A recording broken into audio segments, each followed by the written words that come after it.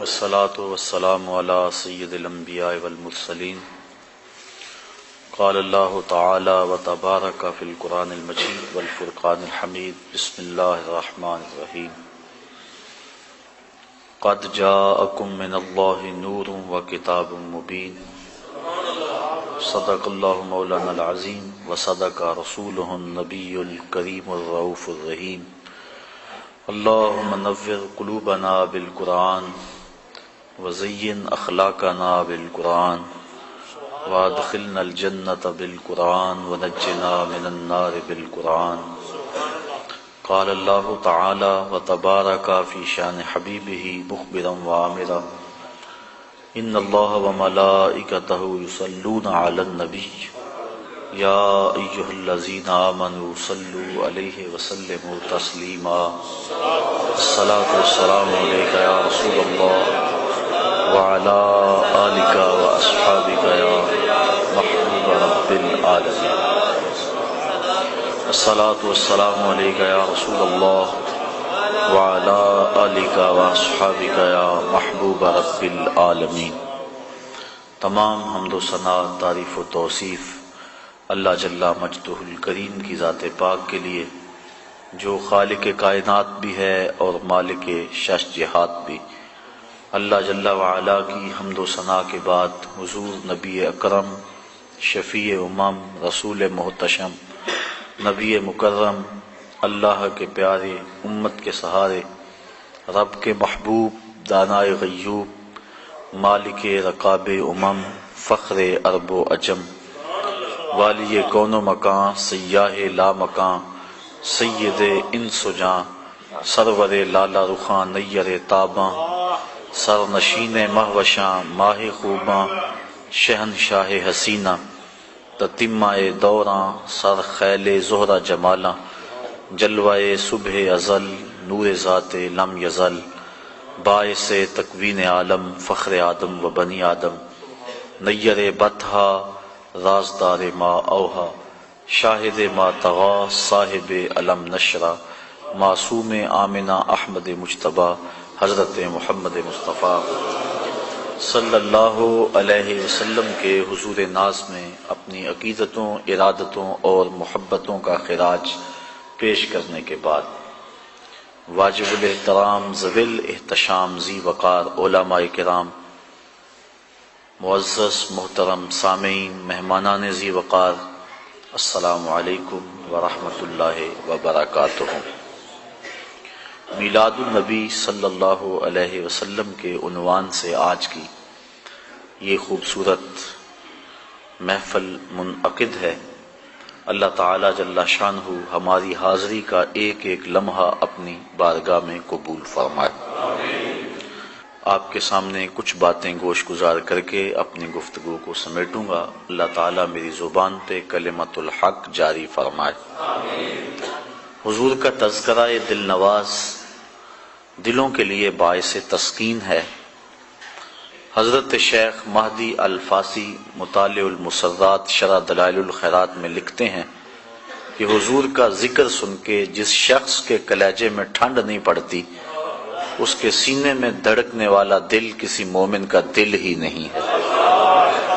یہ ہو ہی نہیں سکتا کہ حضور کا نام ہو اور تسکین نہ پہنچے۔ یہ کیسا دور آ گیا ہے کہ بحث کی جاتی ہے کہ ذکر رسول کرنا چاہیے یا نہیں۔ حضور کے ذکر کے لیے بھی بلا دلیل کی ضرورت ہے۔ پھولوں کا تذکرہ چل رہا ہو تو وہ بلبل کیسا جو دلیل مانگے۔ بات شمع کی چل رہی اور پروانہ کہے کہاں لکھا ہوا ہے۔ اس لیے جب حضور کا تذکرہ ہو تو اہل ایمان کے چہرے کھل اٹھتے ہیں، وہ چہروں سے پہچانے جاتے ہیں کہ حضور کا تذکرہ ان کے قلب کی تسکین کا سبب ہے۔ تو حضور نبی رحمت صلی اللہ علیہ وآلہ وسلم کا تذکرہ دل نواز کرنے سننے کے لیے یہاں میں اور آپ جمع ہیں۔ اللہ تعالیٰ مجھے آپ کو حضور کی محبتوں کا سرمایہ نصیب فرمائے۔ قرآن مجید سے جو بابرکت کلمات آپ کے سامنے تلاوت کیے، ان پر کچھ باتیں آپ کے گوش گزار کرنا چاہوں گا۔ ارشاد فرمایا قد جاءکم من اللہ نور و کتاب مبین، بے شک تمہارے پاس اللہ کی جانب سے ایک نور اور روشن کتاب آئے۔ یہاں معتبر اور جمہور مفسرین کی رائے کے مطابق نور سے مراد ذات رسالت مآب صلی اللہ علیہ وسلم ہے۔ آنے والا اس اہتمام سے آیا کہ اللہ تعالیٰ جل شانہ نے اپنے محبوب کو پورا پروٹوکول عطا کیا۔ آنے والے کی دھوم مچی ہوئی تھی، لوگ تذکرے کر رہے تھے، کوئی کہہ رہا ہے میں جا رہا ہوں بس میرے بعد وہی آئے گا، مبشرم برسول یاتی من بعد اسمہ احمد، کہ اس کا نام بھی بتا دیا۔ کوئی کہہ رہا ہے لیسا بفظ ولا بغلظ، کوئی کہتا ہے اسمہ المتوکل۔ تو آنے والے کا تذکرہ ہو رہا ہے، اور پھر جب وہ آیا اللہ تعالیٰ جل شانہ نے اس آنے والے کی آمد کی خبر پورے اہتمام سے لوگوں تک پہنچائی۔ قد جاءکم من اللہ نور، ذرا غور کیجئے، قد پہلے قد ہے، پھر جا کے اوپر مد ہے، پھر شد ہے، مطلب آنے والا یوں ہی نہیں آیا بلکہ بڑی شد و مد کے ساتھ آیا، بڑے پروٹوکول سے آیا ہے۔ اور حضور علیہ السلام اس نور سے مراد ہیں، یہ بات ذہن نشین رہے کہ امت کے کسی فرقے اور گروہ کو اس بات میں کوئی اختلاف نہیں کہ حضور نور ہیں، یہ بات ذہن نشین رہے۔ سارے حضور کو نور مانتے ہیں، چاہے کسی بھی مکتبہ فکر سے ان کا تعلق ہو۔ نور کی تقسیم کے بارے میں امت میں اختلاف پیدا ہو گیا۔ حضور نور ہدایت ہیں، اس بات کو سارے تسلیم کرتے ہیں۔ مانوی نور ہیں، اس بات کا کوئی فرقہ اور کوئی گروہ انکار نہیں کر سکتا۔ وہ نور جہالت کی ضد، وہ نور ظلمت کی ضد، اور اللہ کے محبوب علیہ السلام کے آنے سے ہر سمت اجالے پھیل گئے۔ ہمارا عقیدہ یہ ہے کہ حضور نبی رحمت صلی اللہ علیہ وآلہ وسلم مانوی طور پہ نور تھے، لیکن حسی نور کا بھی ظہور ہوتا رہتا تھا، لیکن غلبہ نور مانوی کا تھا۔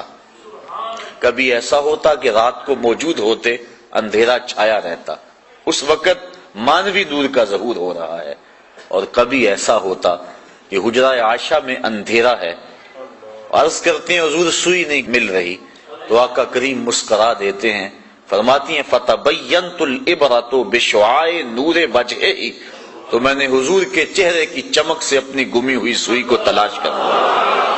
حضرت حلیمہ سعدیہ سلام اللہ علیہا فرماتی ہیں ما کننا نحتاج الی السراج من یوم اخذناہ، جب سے یہ پیارا ہمارے گھر میں آیا ہے ہمیں کبھی دیا جلانے کی ضرورت ہی پیش نہیں آئی۔ جب کہیں روشنی کی ضرورت ہوتی حضور کو اٹھا کے اس کمرے میں لے جاتے، وہاں روشنی پھیل جاتی۔ قاضی ثناء اللہ پانی پتی تفسیر مزاری کے اندر لکھتے ہیں کہ باقاعدہ خواتین نے آ کے حضرت حلیمہ سعدیہ کو کہا کہ تم اتنی امیر ہو گئی ہو کہ رات کو بھی چراغ نہیں بجھاتی، جبکہ امیر خاندان میں رات کو چراغ بجھا کے سوتے ہیں، تیرے گھر سے نور کی کرنیں نکلتی رہتی ہیں، کون سا خزانہ تیرے ہاتھ لگ گیا ہے؟ کہا آؤ تمہیں دکھاتی ہوں۔ عورتوں کو ساتھ لیا اور حضور پالنے میں تھے، اشارہ کر کے کہا ما کننا نحتاج الی السراج من یوم اخذناہ، جب سے یہ آیا ہے میں نے دیے توڑ دیے ہیں۔ دیے کی ضرورت نہ مشعل کی حاجت، عجب روشنی تو نے پائی حلیمہ۔ تو حضور جدھر گزرتے گئے اس طرف نور پھیلتا گیا، اجالے ہوتے گئے، روشنیاں پھیلتی گئی۔ بیربل ہوا ایک شخص، اکبر بادشاہ کا ہندو وزیر تھا۔ ایک دن بادشاہ اپنے محل میں بیٹھا ہے کہ سارے چراغ بجھ گئے، کسی روشن دان سے ایسی ہوا آئی کہ گھپ اندھیرا طاری ہو گیا۔ بادشاہ گھبرا گیا، تھوڑی دیر کے بعد چراغ روشن ہو گئے۔ اس نے کہا میں بہت پریشان ہوا ہوں، قبر میں کیا بنے گا؟ وہاں تو سخت اندھیرے ہوں گے، یہ تم لوگ میرے پاس تھے، آوازیں ہم ایک دوسرے کی سن رہے تھے، لیکن جی گھبرا گیا، تو اس اندھیرے میں کیا بنے گا؟ تو بیربل جو وزیر تھا اکبر کا، اس نے کہا بادشاہ سلامت، گھبرانے کی کیا ضرورت، دنیا پہ تھوڑا اندھیرا تھا، حضور آئے تو اندھیرے چھٹ گئے، اب حضور قبر میں چلے گئے ہیں، وہاں بھی اجالے ہی اجالے۔ تو حضور جن راہوں سے گزرتے وہاں روشنیاں پھیل جاتی، تو حصی نور اللہ کے محبوب علیہ السلام کا اس کا ظہور ہوتا رہتا تھا۔ آج کی اس نشست کے اندر من حضور کے مانوی نور پر گفتگو کرنی ہے، جس میں امت کے کسی گروہ کا کوئی اختلاف موجود نہیں ہے۔ حضور نور ہدایت ہے، مانوی نور ہے۔ مانوی نور کسے کہتے ہیں؟ جس کو عقل نور قرار دے۔ یہ نور ہے، چمک رہا ہے، دیواروں پہ دکھائی دے رہا ہے، قوت باصرہ سے اس کا ادراک ہو رہا ہے، اس کو حسی نور کہتے ہیں۔ لیکن قرآن نور ہے، اسلام نور ہے، عدل نور ہے، سچائی نور ہے۔ یہ مانوی اعتبار سے نور ہیں کہ عقل اس کو نور قرار دیتی ہے۔ اللہ کے محبوب علیہ السلام کے مانوی نور ہونے میں امت میں کوئی اختلاف نہیں کہ اللہ کے محبوب علیہ السلام جب آئے تو کائنات کی ظلمتیں چھٹ گئیں۔ اس قدر اندھیرے پھیلے ہوئے تھے، اس قدر ظلمتیں پھیلی ہوئی تھیں۔ قرآن مجید کے دامن میں موجود ہے کہ جب کسی کو یہ خبر دی جاتی کہ تیرے ہاں بیٹی نے جنم لیا ہے تو اس کا منہ کالا ہو جاتا۔ آبرو بچانے کا ایک ہی راستہ تھا کہ وہ اپنی بیٹی کو اپنے ہاتھوں سے گڑھا کھود کے دھکا دے کے اوپر سے مٹی انڈھیل دے، اس کی چیخیں اس کے دل پہ اثر نہ کریں، وہ روتی رہے، یہ مٹی انڈھیلتا رہے۔ اگر کوئی اتنا سفاک ہے، اگر کوئی اتنا ظالم ہے تو سمجھ لو کہ وہ معاشرے میں جینے کے قابل ہے۔ اور اگر کسی کے اندر اپنی بیٹی کو اپنے ہاتھوں سے زندہ درگور کرنے کی سکت نہیں ہے تو وہ اس قابل نہیں ہے کہ وہ معاشرے میں سر اٹھا کے چلے۔ یہ عرب معاشرہ ہے جس کو قرآن مجید فرقان حمید نے بیان کیا۔ اللہ کے محبوب علیہ السلام نے آ کے اس ڈگر کو بدلا۔ حدیث آپ نے علماء سے سینکڑوں بار سنی ہوگی، لیکن شاید کبھی اس تناظر کے اندر سوچنے کا موقع نصیب نہ ہوا ہو۔ اللہ کے محبوب علیہ السلام نے جو اپنی بیٹی کے بارے میں جملہ محبت کہا، آج اگر میں اور آپ اپنی بیٹی کے لیے محبت بھری کوئی بات کہہ دیتے ہیں تو یہ بڑی بات نہیں۔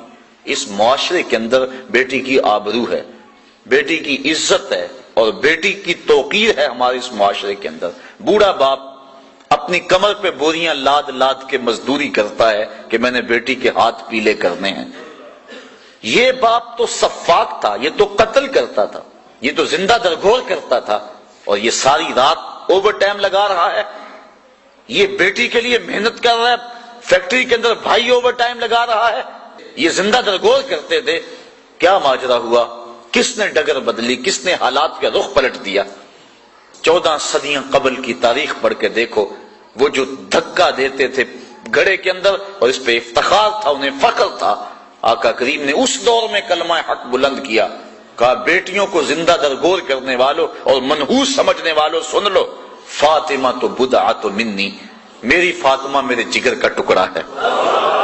اس دور میں کہنا جبکہ بچیوں کو ذبح کیا جا رہا تھا، زندہ درگور کیا جا رہا تھا، بہنوں کو بھائی قتل کرتے تھے کہ کل ہمارا کوئی بہنوئی نہ کہلائے، تو اس دور میں یہ جملہ کیا معنی رکھتا ہے؟ آج اگر میں اپنی بیٹی کے لیے، آپ اپنی بیٹی کے لیے کوئی محبت بھرا جملہ بولتے ہیں، کہتے ہیں، لکھتے ہیں تو یہ بڑی بات نہیں کہ اس دور میں تو بیٹی کو عزت حاصل ہے۔ جس دور میں زندہ درگور کیا جاتا تھا اس دور میں حضور کا فرمان کہ میری بیٹی میرے جگر کا ٹکڑا ہے، اور پھر معاشرے کے اندر بیٹی کی آبرو، بیٹی کا وقار بلند ہوا، اور اللہ کے محبوب علیہ السلام نے ارشاد فرمایا جو 2 بچیاں یا 2 بہنیں اللہ کی رضا کے لیے پروان چڑھائے اور ان کا نکاح کر دے اللہ کی رضا کے لیے، قیامت کے دن وہ میرے ساتھ اس طرح ہوگا جس طرح یہ میری 2 انگلیاں قریب ہیں۔ ایک صاحب نے عرض کی حضور اگر کسی کی ایک بیٹی ہو تو آقا کریم نے فرمایا اس کو بھی یہ اعزاز نصیب ہوگا۔ ذرا اس کے پیچھے کا فلسفہ دیکھیے۔ اس نے عرض کی حضور اگر کسی بیچارے کی ایک بیٹی ہو تو کہاں بیٹی کو زندہ درگور کیا جا رہا ہے، اور کہاں جس کی ایک بیٹی ہے وہ سوچ رہا ہے کاش کہ میری بھی 2 بیٹیاں ہوتی، مجھے ایک بیٹی دی گئی ہے، میری بھی 2 بیٹیاں ہوتی اور یہ اعزاز و تکریم میں بھی حاصل کر لیتا۔ تو کہاں بیٹیاں ماں باپ کے لیے باعث ننگوار، اور کہاں بیٹیاں ماں باپ کے لیے عزت کا سبب قرار پائیں، اور ان کے سبب سے والدین کی مغفرت ہوتی ہے، دنیا میں بھی وقار اور آخرت میں بھی وقار۔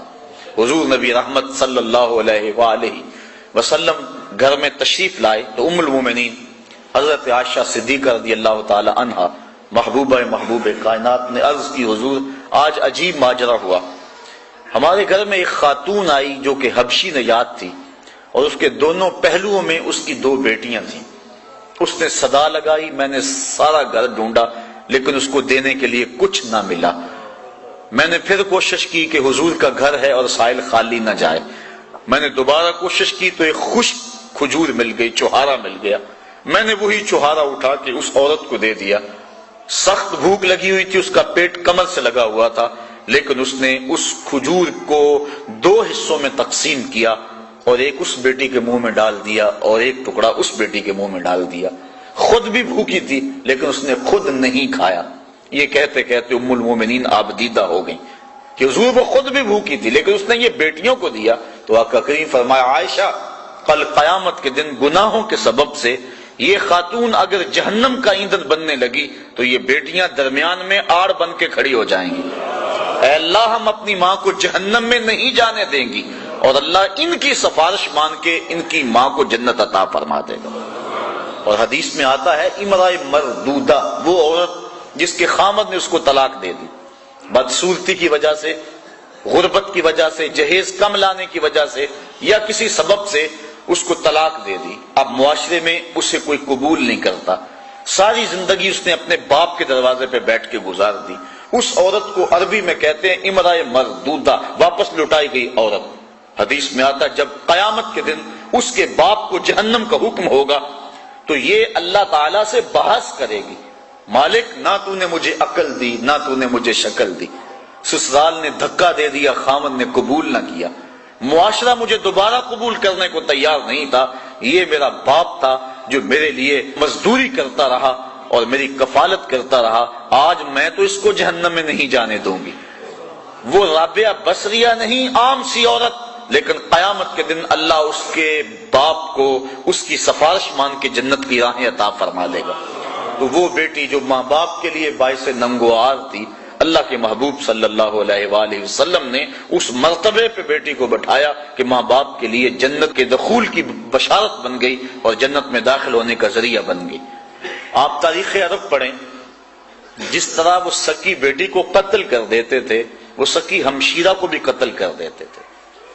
میں نے اس پر دیکھا مختلف کتب سیر میں کہ یہ بیٹیوں کے قتل کا رواج کیوں پیدا ہوا، اس کے بارے میں مختلف آراء مختلف لوگوں نے بیان کی ہیں۔ ایک رائے یہ بھی کہ چونکہ جو عرب کے شاعر تھے وہ بڑی فوج شاعری کرتے تھے، اور اگر کسی کی بہن بیٹی خوبصورت ہوتی تو اس کے اعضاء کا تذکرہ کر کر کے اپنے شعروں کو سجاتے، تو بعض قبائل نے اس حوالے سے دختر کشی کا سلسلہ شروع کیا جو معاشرے کے اندر مقبول ہو گیا، حتیٰ کہ بعض قبائل میں 100% اور بعض قبائل میں وہ جزوی طور پہ دختر کشی کا رواج موجود تھا۔ اللہ کے محبوب علیہ السلام نے آ کے اس رواج کو ختم کیا۔ تو جس طرح وہ بیٹی کو قتل کرتے تھے وہی سبب بہن کے قتل کا تھا کہ کل اس کی شادی ہو اور کوئی ہمارا بہنوئی کہلائے تو وہ بہن کو بھی قتل کر دیتے تھے۔ سکا بھائی اپنی بہن کو اپنے ہاتھوں سے ذبح کر دیتا، اور جب باپ بیٹی کو زندہ درگور کرنے کے لیے جاتا تو بسا اوقات بھائی بھی ساتھ ہوتا اور باپ بیٹا مل کر اپنی بیٹی اور بہن کو زندہ درگور کرتے۔ اب اللہ کے محبوب علیہ السلام نے جہاں بیٹی کو وقار دیا، بیٹی کو توقیر دی، وہاں بہن کو بھی عزت دی۔ قرآن مجید نے حضرت موسیٰ علیہ السلام کی ہمشیرہ کا تذکرہ کتنی محبت سے کیا کہ جب ان کی والدہ یوحانس نے حضرت موسیٰ علیہ السلام کو دریائے نیل کی موجوں کے سپرد کر دیا اور پانی کے دوش کے اوپر وہ صندوق جا رہا ہے، اور حضرت موسیٰ علیہ السلام کی ہمشیرہ پانی کے کنارے کنارے چلتی ہیں، دریائے نیل کے کنارے کنارے اس صندوق پر نظر رکھے ہوئے آگے بڑھتی ہیں، اور جو ہی صندوق ڈوبنے لگتا ہے بہن کا کلیجہ بھی ڈوب جاتا ہے، اور جب وہ تیر کے سطح آب پہ آتا ہے تو بہن کے دل کو ایک گنا تسکین ہوتی ہے۔ حضور کی آپ جانتے ہیں حقیقی بہن حقیقی بھائی کوئی نہیں، در یتیم ہے۔ سینہ صدف میں اکیلا پرورش پانے والا موتی در یتیم کہلاتا ہے، تو بطن آمنہ کے اندر حضور علیہ السلام اکیلے پرورش پائے اور اللہ کے محبوب علیہ السلام کو در یتیم کہا جاتا ہے۔ لیکن جب حضور حضرت حلیمہ سعدیہ سلام اللہ علیہا کے گھر دودھ پینے کے لیے کچھ عرصے کے لیے گئے تو حضرت حلیمہ سعدیہ کی ایک بیٹی تھی جن کا نام شیمہ یا شیمہ مختلف کتب سیر میں موجود ہے۔ وہ حضور کو اپنی گود میں اٹھا کر قبیلہ بنو سعد کے کھلے میدان میں آ جایا کرتی تھی۔ اور آپ نے بھی دیکھا ہوگا ہمارے دیہاتوں میں یہ رواج موجود ہے، اب بھی کہیں تو دم توڑ گیا لیکن آج بھی رواج جگہ جگہ موجود ہے کہ شام کے وقت جب عورتیں کھانا پکانے میں مصروف ہوتی ہیں تو بہنیں اپنے بھائی اٹھا کر باہر کھلی جگہ پہ لے آتی ہیں، اور ہر بہن کا مزاج یہ ہے کہ میرے بھائی سے سونا زمانے میں کوئی نہیں۔ وہ ایک مفکر نے کہا ہے کہ خوبصورتی دیکھنے والے کی آنکھ میں ہوتی ہے، تو ہر بہن کا مزاج ہے، چاہے کالا کلوٹا کیوں نہ اس کا بھائی، اسی لیے چندہ ماموں کہا جاتا ہے نا، ہر بہن اپنے بھائی کو چاند کہتی ہے۔ جب بچیاں اپنے ویر لے کر قبیلہ بنو سعد کے میدان میں آتی تو ہر کوئی کہتی کہ میرے بھائی کا جوڑ نہیں۔ اگر کسی کی رنگت کالی ہوتی تو وہ نقوش کو معیار حسن قرار دیتی کہ حسن کا تعلق رنگت سے نہیں نقوش سے ہے، میرے بھائی کے نقوش تو دیکھو۔ اور اگر کسی کا رنگ سفید ہوتا تو وہ کہتی ہے اگر رنگ نہیں تو کچھ نہیں، میرے بھائی کا رنگ بڑا چٹا ہے لہذا میرا بھائی بڑا خوبصورت ہے۔ بحث مباحثہ ہو رہا ہوتا اور کوئی ماننے کو تیار نہ ہوتی کہ میرا بھائی کسی سے کم ہے، اتنے میں حضرت شیمہ اپنے ویر محمد کو اٹھا کے لے آتی، اور جو ہی وہ آتی اور کہتی ہاں میرا بھائی بھی آ گیا، تو وہ کہتی نہیں شیمہ تیرے ویر کا مقابلہ تو نہیں نا۔ تو کتب میں آتا ہے کہ حضرت شیمہ کا سر فخر سے بلند ہو جاتا اور پھر حضور کو سینے سے چمٹا لیتی اور دعا دیتی، ربنا ابق لنا محمدا حتی اراہ یافعا وامردا، اے اللہ میرے ویر محمد کو سلامت رکھنا، اس کو شالہ نظر نہ لگے، میرا ویر آج بچوں کا سردار ہے، کل میں اپنی آنکھوں سے دیکھوں کہ جوانوں کی بھی سرداری کرے۔ حضرت شیخ محقق نے بھی اس واقعہ کو لکھا ہے، کتب سیر میں موجود ہے کہ ایک غزوے میں حضرت شیمہ کے قبیلے کے ساتھ لڑائی ہوئی، چونکہ ان کی شادی ہو گئی، اولاد ہو گئی۔ جس قبیلے میں حضرت شیمہ کا نکاح ہوا تھا مدینہ شریف کے دور میں، مدنی دور میں حضور کی لڑائی غزوہ اس قبیلے کے ساتھ ہوا۔ اس قبیلے کے کافی لوگ پکڑے گئے، گرفتار ہو گئے، کچھ قتل کر دیے گئے۔ گرفتار شدگان کو چھڑانے کے لیے عرب کے رواج کے مطابق وہ فدیے کی رقم اکٹھی کر رہے تھے کہ چلتے چلتے حضرت شیمہ کے گھر آئے، انہوں نے پوچھا یہ رقم تم کیوں اکٹھی کر رہے ہو، یہ فنڈ کس لیے اکٹھا کیا جا رہا ہے؟ انہوں نے بتایا کہ ایک شخص سے ہماری لڑائی ہوئی ہے جو ادعائے نبوت رکھتا ہے، مدینے میں اس کا بسیرا ہے، اتنے ہمارے بندے پکڑے گئے ہیں، ان کو چھڑانا ہے۔ کہا کیا نام ہے اس کا؟ کہا نام اس کا محمد ہے صلی اللہ علیہ وسلم۔ بس آنکھوں سے آنسو جاری ہو گئے۔ کہا اچھا اس نے تمہارے بندے پکڑے؟ کہا ہاں۔ کہا پھر رقم اکٹھی نہ کرو۔ کہا کیوں؟ کہا مجھے ساتھ لے چلو۔ کہا تو کیا کرے گی؟ کہا میں تمہارے بندے چھڑا کے لاؤں گی۔ کہا تو کیسے چھڑائے گی؟ کہا وہ میرا ویر لگتا ہے، وہ میرا بھائی لگتا ہے۔ قوم کے سردار ساتھ ہیں، حضرت شیمہ قوم کے سرداروں کو لے کر حضور کے خیمہ نوری کی طرف بڑھ رہی ہیں۔ یہ وہ وقت تھا جب ادب کی آیتیں اتر چکی ہیں، صحابہ ننگی تلواروں سے پہرا دے رہے ہیں۔ حضرت شیمہ اپنی قوم کے سرداروں کو لے کر اس خیال میں کہ میں اپنے بھائی کے پاس جا رہی ہوں بڑی تیزی سے آگے بڑھنا چاہا، لیکن پہرے داروں نے راستہ روک لیا، تلوار سونت دی۔ رک جائے دیہاتی عورت، جانتی نہیں آگے کوچہ رسول ہے، آگے تو بغیر اذن کے جبریل بھی نہیں جا سکتے، تم کون ہو؟ حضرت شیمہ کو جب روکا گیا تو انہوں نے تلوار کو جھٹک کے پیچھے کرتے ہوئے کہا خلو سبیلی وَعَلَمُوا أَنَا أُخْتُ نَبِيِّكُمْ، میری راہیں چھوڑ دو، مجھے جانتے نہیں میں کون ہوں، میں تمہارے نبی کی بہن لگتی ہوں۔ بس یہ جملے سننے کی دیر تھی کہ تلواریں خم ہو گئیں، آنکھوں پر پلکیں آ گئیں اور صحابہ نے نظریں نیچی کر لیں۔ حضور علیہ السلام کی ہمشیرہ حضور کے خیمہ نوری میں داخل ہوئی۔ آقا کریم نے جب دیکھا تو اٹھ کے استقبال کیا اور پوچھا بہن کدھر آئی ہو؟ عرض کی حضور آپ کے بندوں نے ہمارے لوگ پکڑ لیے ہیں، چھڑانے آئی ہوں۔ آقا فرمایا بہن تو نے زحمت کیوں گوارا کی، تو پیغام بھیج دیتی میں سارے چھوڑ دیتا۔ پھر حضور نے کچھ گھوڑے، چند جوڑے اور بہت سارا ساز و سامان دیا۔ جب بھائیوں کے دروازے پر بہن آئے تو بھائی خالی تو نہیں موڑا کرتے، اور پھر حضور رخصت کرنے کے لیے خود خیمہ پاک سے باہر آئے۔ صحابہ کی جماعت منتظر تھی۔ فرمایا صحابہ جب میں قیدی چھوڑا کرتا ہوں تم سے مشاورت کیا کرتا ہوں، آج پہلا موقع ہے میں نے مشورہ بھی نہیں کیا اور قیدی بھی چھوڑ دیے۔ کہا بندہ نواز جو چاہیں آپ کریں لیکن ارشاد تو کر دیں کہ آپ نے آج مشورہ ضروری کیوں نہیں سمجھا؟ فرمایا آج میرے دروازے پہ میری بہن آ گئی تھی۔ تو دنیا کے سامنے عملاً بہن کے وقار کو رکھا۔ جس معاشرے میں بیٹی کی توقیر نہیں تو اس معاشرے کو بیٹی کی توقیر سکھائی، بہن کی آبرو نہیں تھی عملاً بہن کی آبرو لوگوں کے سامنے رکھی.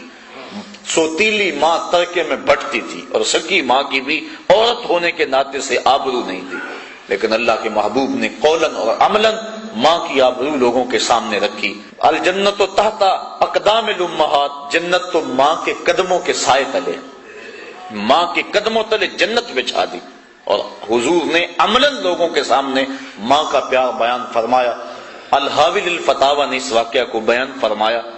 حضرت امام جلال الدین سیوطی رحمۃ اللہ تعالی علیہ نے آپ فرماتے ہیں کہ ایک دن اللہ کے محبوب صلی اللہ علیہ وآلہ وسلم تشریف فرما تھے.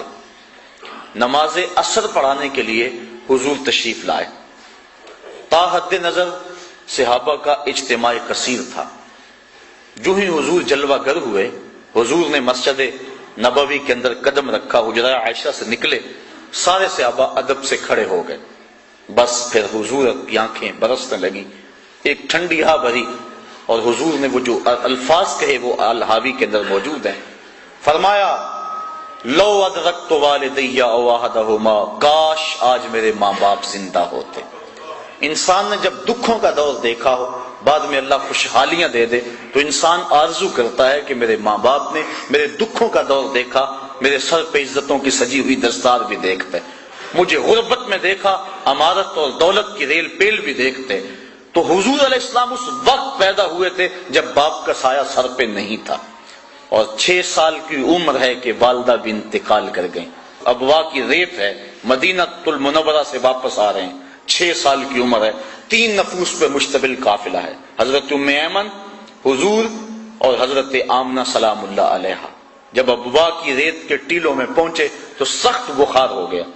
حضرت آمنہ سمجھ گئیں کہ میرا یہ بخار جان لیوا ثابت ہوگا، تو انہوں نے ام ایمن کو بلایا، کہا میرے اس بیٹے کو بحفاظت امیر قریش عبد المطلب تک پہنچا دینا. اور پھر حضور کو سامنے بٹھا کے آخری باتیں کرنا چاہییں، لیکن ضبط کے بندھن ٹوٹ گئے اور آنکھوں سے چھم چھم آنسو ٹپکنے لگے. بمشکل چند باتیں کر سکی جو تاریخ نے محفوظ کر لی. ابن حشام نے سیرت نبویہ کے ان الفاظ کو لکھا. حضور کے سر پہ حضرت آمنہ نے ہاتھ رکھا، کہا بیٹا ہر نئی چیز نے پرانی ہو جانا ہے، ہر باقی نے فنا ہو جانا ہے. میں بھی جا رہی ہوں، بذکر باق، لیکن میرا ذکر نہیں مٹے گا. بولدت تو تہرا، اس لیے کہ تیرے جیسا ستھرا بیٹا چھوڑ کے جا رہی ہوں. جن ماؤں کے بیٹے اتنے اچھے ہوں ان ماؤں کے تذکرے نہیں مٹا کرتے. یہ جملے کہے اور حضرت آمنہ کا انتقال ہو گیا.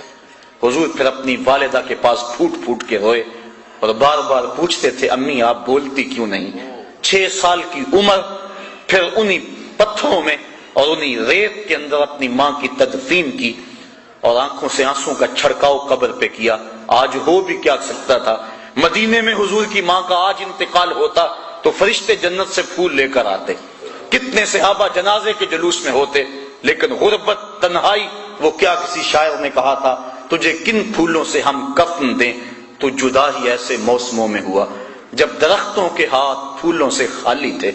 اللہ کے محبوب علیہ السلام نے اس حالت کے اندر ماں کی قبر کو چھوڑا اور ام ایمن کے ساتھ چمٹ کے بیٹھ گئے.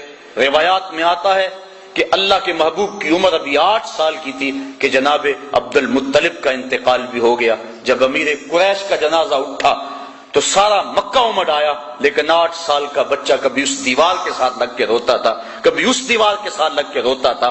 پھر شاب ابی طالب کی گھاٹیاں بھی آئیں، مکے کی سختیاں بھی آئیں، طائف کے بازار بھی آئے، رستے کے اندر کھدتے ہوئے گڑے، بچھتے ہوئے کانٹے، پھینکی جانے والی اوجریاں اور ڈالا جانے والا کوڑا. کن کن مراحل سے حضور نہیں گزرے، کبھی عرش پر کبھی فرش پر. اللہ اکبر، کیا معاملے ہیں، کن کن راہوں سے حضور نہیں گزرے.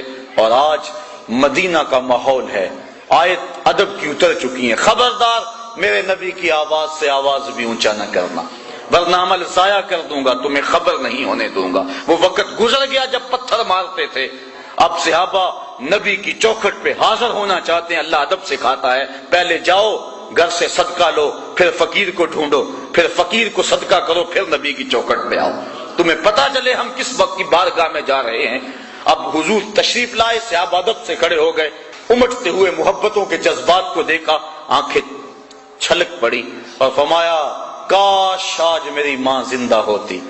وانا اصلی صلاۃ العشاء، اور میں لوگوں کو نماز عشاء پڑھا رہا ہوتا. اور نماز میں سورہ فاتحہ کی تلاوت کر رہا ہوتا، پھر میری ماں کو میرے ساتھ کوئی کام یاد آ جاتا، وہ دروازے پر آتی، چلمن سرکاتی اور اپنے میٹھے اور مد بھرے لہجے میں کہتی ابنی محمد، میرے بیٹے میری بات سنو۔ فرمایا لوگوں نماز چھوڑ کے پہلے ماں کی بات کو سن لیتا۔ عملاً ماں کا پیار لوگوں کے سامنے رکھا۔ آئیے، جب بیٹی کی توقیر نہیں تھی، زندہ درگور ہوتی تھی، جب بہن کو بھائی قتل کرتا تھا، کل میرا کوئی بہنوئی نہ کہلائے، جب ماں ترکے میں بٹتی تھی، اس دور میں بیوی کی آبرو کیا ہوگی؟ آج کے اس مہذب دور میں بھی ایسے لوگ ہیں جو بیوی کو پاؤں کا جوتا خیال کرتے ہیں، تو جب ان تین رشتوں کا تقدس بھی نہیں تھا تو اس دور میں بیوی کی آبرو کیا ہوگی؟ لیکن اللہ کے محبوب صلی اللہ علیہ وسلم نے ازواج مطہرات کے ساتھ جو حسن سلوک کی داستان رقم کی، دنیا کے سامنے بیوی کو وقار کی مسند پہ بٹھایا، کسی کو حمیرہ کہہ کے پکار رہے ہیں، کسی کے لیے جانور ذبح کر کے اس کے گوشت کے ٹکڑے ان کی سہیلیوں کے گھر میں بھیج رہے ہیں۔ حضرت عائشہ صدیقہ رضی اللہ تعالیٰ عنہ فرماتی ہیں کہ کثرت سے حضور حضرت خدیجہ الکبریٰ کا تذکرہ کرتے، میرا ان سے جو رشتہ تھا اس اعتبار سے ایک دن مجھ سے نہ رہا گیا اور میں نے کہہ ہی دیا، حضور آپ اس بوڑھی عورت کا تذکرہ نہیں چھوڑتے جبکہ اللہ نے آپ کو بہتر ازواج عطا کر دی۔ بس پھر حضور غصے میں آ گئے، فرمایا عائشہ مجھے خدیجہ کے بارے میں تکلیف مت دو، جب پورے مکے نے میرا انکار کیا تھا اس نے میرا اقرار کیا تھا، اس کا تذکرہ میں کیسے چھوڑ سکتا ہوں؟ جب زمانہ میرا مخالف تھا اس نے میرا ساتھ دیا تھا۔ فرماتے ہیں اس کے بعد کبھی بھی میں نے ان کے بارے میں کوئی بات نہیں کی۔ اور حضرت فاطمہ زہرا رضی اللہ تعالیٰ عنہ فرماتی ہیں جب میری والدہ حضرت خدیجہ الکبریٰ کا وقت آخر آیا، انہوں نے کہا بیٹا جاؤ اپنے باپ سے چادر مانگ لاؤ۔ میں حاضر ہوئی، حضور نے پوچھا بیٹا اپنی ماں سے پوچھو چادر کیا کرنی ہے؟ میں پوچھنے کے لیے آئی تو حضور بھی پیچھے آ گئے۔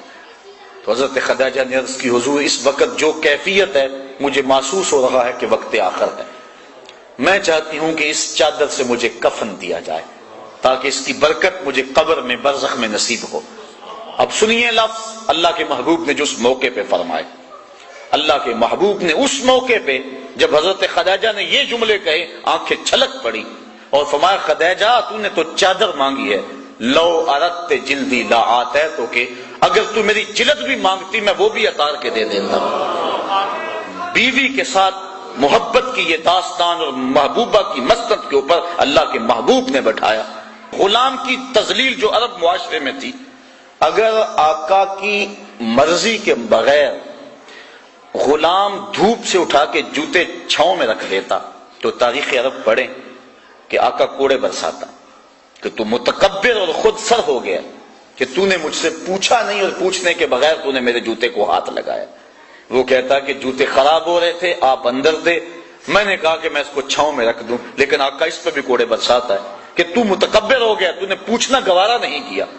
جس معاشرے میں غلام کی یہ حیثیت ہو، توجہ چاہوں گا آپ کی، اس معاشرے میں عرشوں کا راہی جب عرش سے واپس آئے اور بلال کو قریب کر کے کہے بلال تو کون سا نیک عمل کرتا ہے، میں نے جنت میں تیرے قدموں کی آہٹ کو سنا ہے، کیا خیال ہے دور غلامی کی ساری تھکن اتر نہیں گئی ہوگی اور غلام فرش سے اٹھ کے فراز عرش پہ نہیں پہنچ گیا ہوگا؟ جو غلام اتنی حیثیت بھی نہیں رکھتا کہ آقا کا جوتا اس کی مرضی کے بغیر اور اذن کے بغیر ہاتھ لگا سکے، تو آقا اسے پوچھ رہا ہے کہ دشمن امڑے آئے ہیں، ان کی فوجیں سامنے ہیں، اب بلال بتا کیا کیا جائے؟ یہی تعلیم تھی کہ حضرت عمر فاروق قریشیوں کے سردار کالے رنگ کے بلال کا ہاتھ چوم کے آنکھوں سے لگاتے ہیں اور کہتے ہیں یا بلالو انتا سیدنا، بلال لوگ تجھے غلام کہیں ان کی مرضی، میرا تو آقا لگتا ہے نا۔ تو یہ عزت دی، یہ توقیر،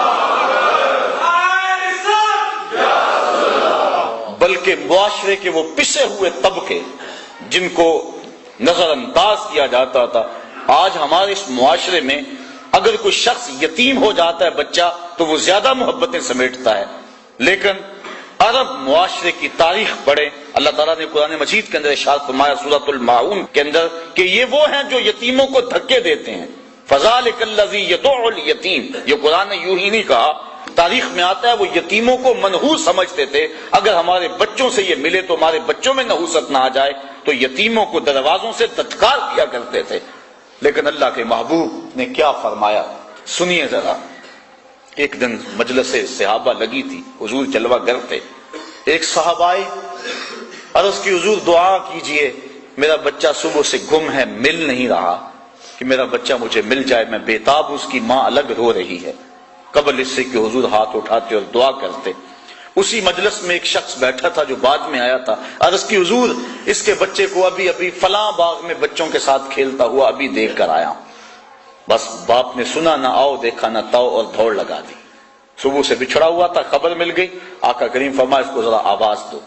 بلایا گیا، کہا بڑی جلدی ہے حضور، آپ جذبات جانتے ہیں، صبح سے باپ بچھڑا ہوا ہے اور گلی گلی ڈھونڈ رہا ہے بیٹے کو، بیٹا مل نہیں رہا، ماں الگ رو رہی ہے بیٹے کی، اب جب خبر ہوئی ہے تو جلدی اسے ملنا چاہتا ہوں۔ کہا ضرور جاؤ، لیکن ایک بات میری بھی یاد رکھنا، جب باغ کے دروازے پر پہنچنا اور بچوں کو مشترک کھیلتے ہوئے تم دیکھو گے تو تم نے اپنے بیٹے کا نام لے کے اسے آواز دینی ہے، اسے بیٹا کہہ کے آواز نہیں دینی۔ عرض کی حضور اگر میں اسے بیٹا کہہ کے آواز دے دوں حرج کیا ہے جبکہ وہ میرا بیٹا ہے؟ فرمایا تم کیا جانو، ہو سکتا ہے ان بچوں میں کوئی یتیم بچہ بھی کھیل رہا ہو، اور جب تم اپنے بچے کو بیٹا کہہ کے پکارو گے تو اس کے جذبات پہ کیا گزرے گی۔ آج میرا باپ ہوتا تو مجھے بھی بیٹا کہہ کے پکارتا۔ تو حضور نے یتیم کے نزاکت قلبی کا لحاظ کرتے ہوئے کہا کہ تم نے یہ شوق پورا کرنا ہے تو گھر پورا کر لینا، لیکن جب بچے مشترک کھیل رہے ہوں تو اس وقت تم نے اپنے بیٹے کو بھی آواز دینی ہے تو بیٹا کہہ کے نہیں پکارنا۔ یہ شریعت کا مزاج ہے۔ بیوہ کے سامنے اپنی بیوی سے پیار نہ کرو، یتیم کے سامنے اپنے بچے سے پیار نہ کرو، غریب کے سامنے اپنی دولت کی نمائش نہ کرو۔ حضور نے فرمایا کہ اپنے گوشت کی خوشبو سے ہمسائے کو تکلیف نہ دو، یا تو تھوڑا سا پانی زیادہ ڈال لو اور شوربے کی ایک پیالی ہمسایوں کے گھر بھی بھیج دو، اور اگر یہ نہیں کر سکتے تو ایسے وقت کے اندر تم گوشت پکاؤ کہ ہمسائے کے بچے سو چکے ہوں۔ اگر بچے ضد کر بیٹھے مچل گئے تو ان کا مداوع کس کے پاس ہوگا؟ مزدور اور غریب باپ کہاں سے گوشت لائے گا؟ دوپہر کو سلا دیتی ہے بچوں کو وہ اس ڈر سے گلی میں پھر کھلونے بیچنے والا نہ آ جائے۔ لیکن ہماری حالت کیا ہے؟ ہم تو لوگوں کی غربت کا مذاق و تمسخر اڑاتے ہیں۔ ہم شادی کے موقع پہ اپنی بیٹی کو جو جہیز دینا ہوتا ہے اس کو چارپائیوں پہ بچھا دیتے ہیں، اور ایک عورت جا کے پورے محلے میں پیغام دے کے آتی ہے کہ ہماری بیٹی کا جہیز دیکھ جاؤ۔ تم نے دیا تو اپنی بیٹی کو، لوگوں کو کیوں دکھلاتے پھرتے ہو؟ اس کو کہتے ہیں رسم وکھالا۔ یہ کسی نے نہ سوچا کہ جو بچیاں جہیز دیکھنے کے لیے آئیں ان میں یتیم بچیاں بھی ہوں گی، ان میں اس مزدور کی بیٹی بھی ہوگی جو بوڑھی کمر پہ بوریاں لاد کے مزدوری کرتا ہے کہ میں نے اپنی بیٹیوں کے ہاتھ پیلے کرنے ہیں، لیکن اس غریب بچی کا کوئی رشتہ قبول کرنے کے لیے تیار نہیں ہے کہ یہ جہیز کہاں سے دیں گے۔ تو جو کچوکے، جو زخم اس خاتون اور اس لڑکی کے دل پہ لگیں گے اس کا مداوع کس کے پاس ہے؟ تارا ٹوٹتا سب نے دیکھا، یہ نہ دیکھا ایک نے بھی، کس کی آنکھ سے آنسو ٹپکا، کس کا سہارا چھوٹ گیا۔ تو ہم نے اس انداز سے اپنی دولت کی آزمائش کی، اپنی شادیوں کو اس انداز سے مرتب کیا کہ غریبوں کا جینا دوپر ہو گیا، ہم نے لوگوں کے لیے عذاب بنا کے رکھ دیا۔ آقا کریم نے یہاں تک کہا کہ گوشت کی خوشبو سے ہمسائے کو بھی تکلیف نہ دو۔ تو کہا کہ اپنے اس بیٹے کو بیٹا کہہ کے نہیں پکارنا، کسی یتیم کے دل پہ چرکا نہ لگ جائے۔ تو معاشرے کے وہ پسے ہوئے طبقے جن کی نزاکت قلبی کا کبھی کسی نے خیال نہیں رکھا، اللہ کے محبوب نے ان کو کہاں اور کس منصب پہ بٹھا دیا۔ اللہ کے محبوب عید پڑھنے کے لیے جا رہے ہیں، راستے کے اندر دیکھا ایک بچہ رو رہا، پوچھا بیٹا آج تو عید کا دن ہے اور تم رو رہے ہو؟ عرض کی حضور میرے باپ کا سایہ میرے سر پہ نہیں ہے، باپ میرا بچھڑ گیا ہے۔ علامہ اقبال علیہ رحمہ نے نالہ یتیم کے نام سے ایک نظم انجمن حمایت اسلام لاہور کا جو دارالشفقت یتیم خانہ ہے اس کے سالانہ اجلاس میں پڑھی تھی، جس میں ہلال کو خنجر سے تشبیہ دی کہ جب چاند چڑھتا ہے پہلی رات کا تو یتیم کا کلیجہ چیر دیتا ہے، لوگ تو خوشی سے شور مچاتے ہیں اور وہ اپنے دروازے بند کر کے روتا ہے، اس کو اپنا باپ یاد آتا ہے۔ تو اقبال نے پھر یتیم کو پکڑ کے حضور کی چوکھٹ پہ تصور میں پیش کیا، اور یہی سہارا تھا یتیم کا، اور آقا نے امت سے کہا جو انہوں نے تخیل پیش کیا کہ گر تم سمجھو تو 100 باتوں کی یہ ایک بات ہے، آبرو میری یتیمی کی تمہارے ہاتھ ہے۔ تو امت کو یتیم سے محبت کا درس دیا۔ آقا کریم نے فرمایا بیٹا تم کیوں رو رہے ہو؟ کہا حضور میرے باپ کا سایہ سر پہ نہیں ہے، عیدگاہ میں انتظار ہو رہا ہے، اہم اجتماع ہے، لیکن حضور اس بچے کو لے کے گھر پلٹ آئے اور کہا کس کو جو حسنین کو لباس اور جوڑے پہنائے گی وہی پہناؤ۔ کھانا دیا گیا، بچے کو تیار ہو گیا۔ پھر اللہ کے محبوب صلی اللہ علیہ وآلہ وسلم نے اس بچے کو جب خوش دیکھا اور پھر حضور نے اس کا احساس محرومی ختم کرنے کے لیے اس کو قریب کیا اور فرمایا اما ترضى ان محمدا ابوک و عائشہ امو کا و فاطمہ بنت محمد اختو کا، بیٹا کیا تو پسند نہیں کرتا کہ محمد تیرا باپ لگے، عائشہ تیری ماں لگے اور فاطمہ تیری باجی لگے؟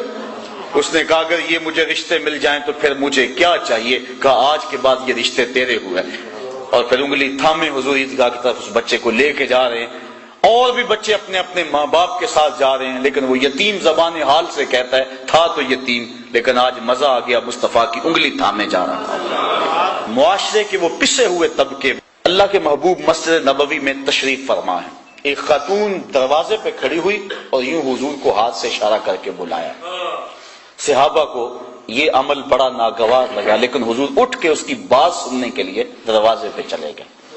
اللہ اکبر، آج ہر شخص کو اپنے سٹیٹس کا خیال رہتا ہے، لیکن حضور سے بڑا سٹیٹس کس کا ہو سکتا ہے؟ اس کی بات سننے کے لیے دروازے پہ چلے گئے۔ آقا کریم نے فرمایا ہاں کہو کیا کہنا ہے؟ اس نے کہا میں نے آپ سے کوئی باتیں کرنی ہیں۔ کہا کرو۔ کہا یہاں نہیں کرنی۔ کہاں کرنی ہے؟ کہا مسجد سے باہر جو کھلا میدان ہے وہاں آؤ، وہاں کرنی۔ آقا کریم باہر چلے گئے، کڑکتی دھوپ، چلچلاتا ہوا ماحول اور مدینے کی سرزمین، اور اس وقت کی بے تکی باتیں حضور سن رہے ہیں۔ گھنٹے گزر گئے، حضرت عمر فاروق فرماتے ہیں ہمیں بڑا غصہ آ رہا تھا لیکن کہہ کچھ نہیں سکتے تھے کہ حضور خود ہی تو سن رہے ہیں۔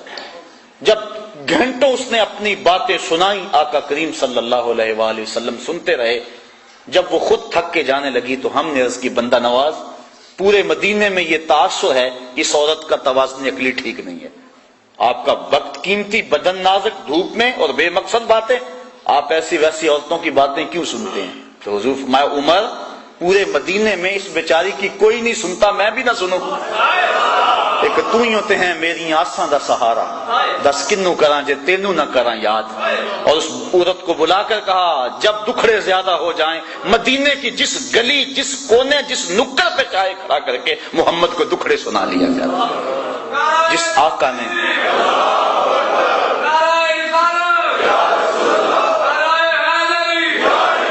فرمایا قد جاءکم من اللہ نور و کتاب مبین، یہ ہے روشنی، یہ ہے اجالا، ظلمتیں چھٹ گئیں اور ہر سمت اجالے اور روشنیاں پھیل گئیں۔ آفتاب زندگی کی ایک شعاع اولی، نور سے تیرے فلک روشن درخشاں ہے زمین، تیری ہستی روشنی کا ایک حسین مینار ہے، ہر کرن جس کی نشان منزل دنیا و دی، تیری نظروں نے تراشے ظلمتوں سے آفتاب، پاؤں تیرے چوم کے ذرے بنے ماہ مبین، اے غریبوں کے سہارے، اے یتیموں کی مراد، محسن انسانیت تجھ سا کوئی نہیں۔ وآخر دعوانا ان الحمدللہ رب العالمین۔